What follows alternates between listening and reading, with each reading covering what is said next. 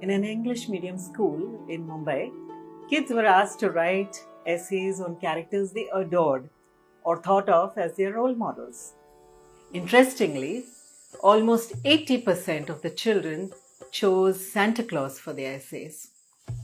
Now, the question is, why did these kids, who mostly belonged to Hindu families and were living in a Hindu majority city where the Christian population is less than 5%, choose Santa Claus as their favorite character? If you are a Hindu parent, this question must alarm you. We know that the whole system is rigged against Hindus and Hinduism, and there are not any signs of things improving in the near future.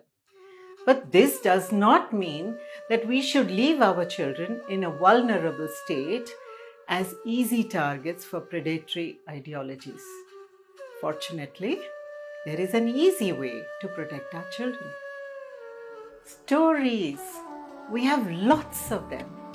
We have stories to expound on each and every facet of life. Hinduism is filled with stories that are extremely helpful in fine-tuning our moral compass based on age-old civilizational wisdom. And the best part is, children love these stories.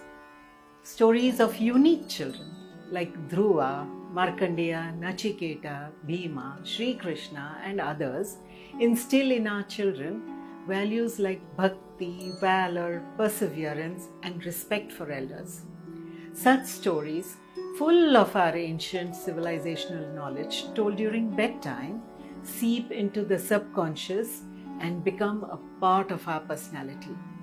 Just telling the story of Vishwamitra, for example, could teach children about how a ruler should be kind and non-covetous, the value of Gaumata, the spiritual prowess that our rishis had, the value of a guru, how anger ruins hard-earned wealth and tapas, how truthfulness always triumphs, how undeserving desires lead to Trishanku Swarga, and how one person's genuine search for achieving Brahman leads to generations of people being able to derive the benefit of such an achievement via the Gayatri Mantra.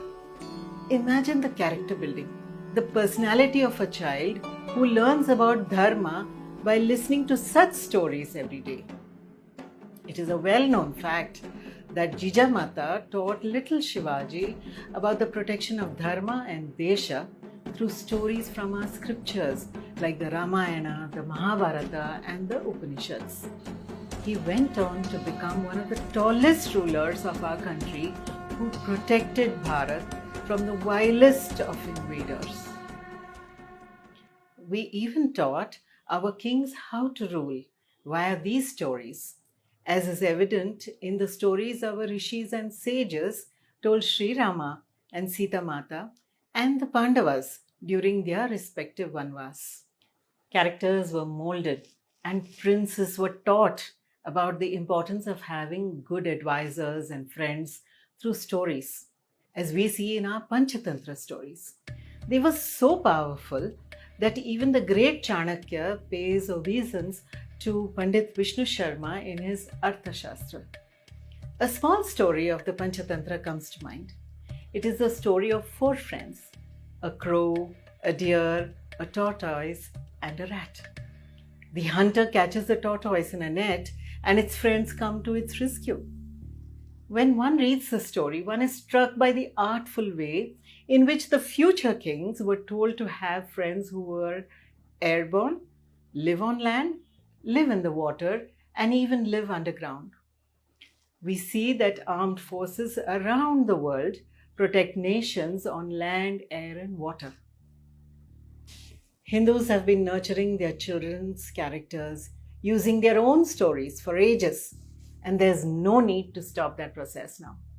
In fact, it is more than ever needed so that we can protect our children in a hostile system. Let us read our children some Hindu stories. This is Rati Hegde for Upward.